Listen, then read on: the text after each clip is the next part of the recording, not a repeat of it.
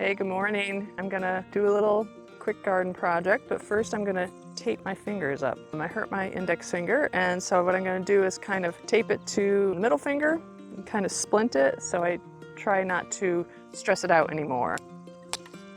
There you go. I had this little coral bark maple planted this spring. I've neglected it in the midst of everything that was going on this year, but now I'm gonna try to clean it up, get rid of the weeds. And some of these grassy weeds that have a crown root I'm gonna dig out individually because they're just so deep rooted. I don't know if anyone else has zoysia grass, but man, look at how wiry this is, the roots on it, and it just spreads everywhere. It is not a favorite of mine.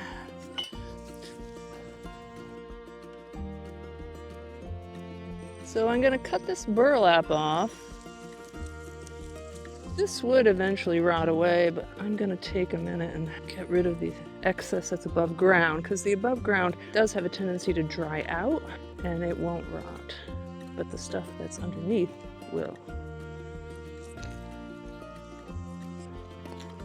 That's what we want to see. Wow, the trunk flare is way down here. I'm concerned.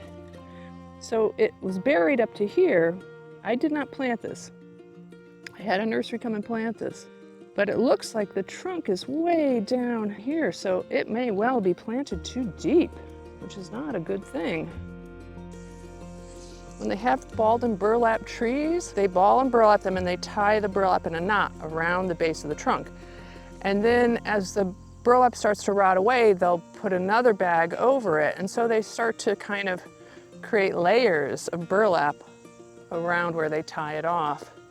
And that can be very detrimental to the health of the tree. But in the meantime, I'll pull this away. I was gonna mulch it, but I might just wait and take away some of this excess soil before I put the mulch down.